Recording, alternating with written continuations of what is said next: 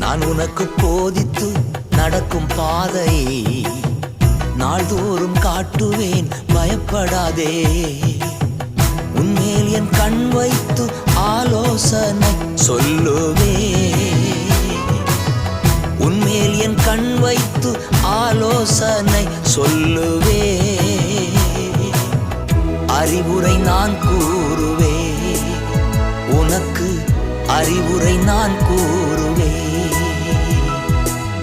நான் உனக்கு போதித்து நடக்கும் பாதையை நாள்தோறும் காட்டுவேன், பயப்படாதே. நான் உனக்கு போதித்து நடக்கும் பாதையை நாள்தோறும் காட்டுவேன், காத்திரு மகனே.